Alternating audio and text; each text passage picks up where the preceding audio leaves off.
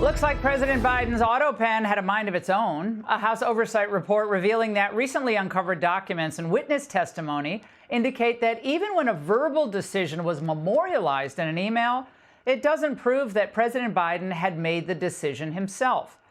So the question keeps coming back to this. If it wasn't Biden, who was making presidential decisions? Well, it turns out Chief of Staff Jeff Zients would often give the sign-off for the autopen after this lengthy process of telephone calls. For example, in January 2025, Zients says that Biden held a meeting with aides about pardons for his brother and other family members. Now, Zients himself was not in that meeting. Remember, that's actually important.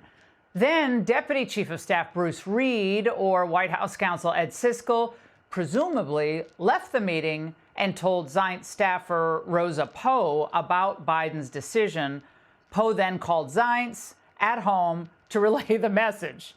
So according to this report, Zients did not bother calling the president or anyone else in that meeting to confirm that that actually all happened. He just went on to authorize the use of the autopen. Someone in the staff secretary's office would then convey that to somebody who would then use the autopen for the pardons. So, look, how many times did this occur? And again, what did Biden know, if anything, about this process? And then there was the issue of his everyday life being micromanaged by his team, his clothing, his schedule, the number of steps he could walk or climb. It's your testimony here today that you never just asked somebody, whether it was one of the senior advisors or the vice president, is the president okay?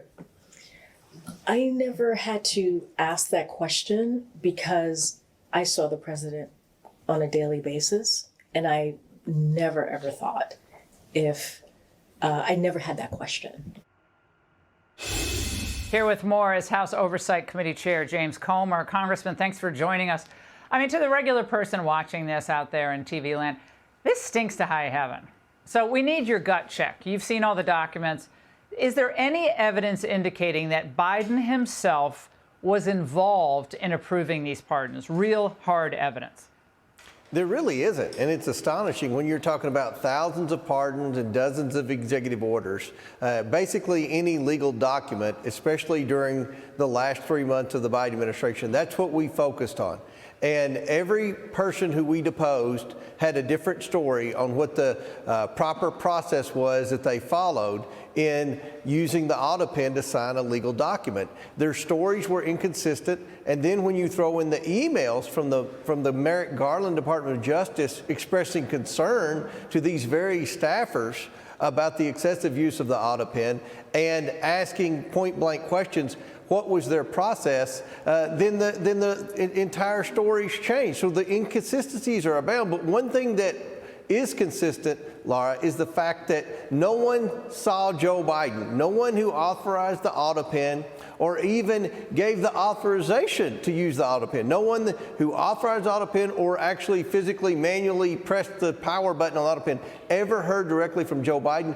And furthermore, there are no notes. There's no chain of custody that would show that Joe Biden was involved in any meetings where they discussed the pardon process. I mean, this is appalling, and everyone in America saw during the debate and during the last few months of the Biden administration, this was a president in decline. The staffers confirmed that they would go weeks, months, and even years without communicating with Joe Biden. This is a massive cover-up, and what we determined was every pardon should be declared null and void.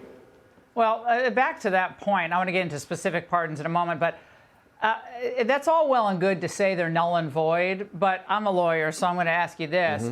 Is there really any legal means of challenging these pardons? I mean, I don't see any federal court that wants to get involved in what seems to be unknowable with the president's plenary pardon power. I think they're going to call it a political question and say we're not getting involved.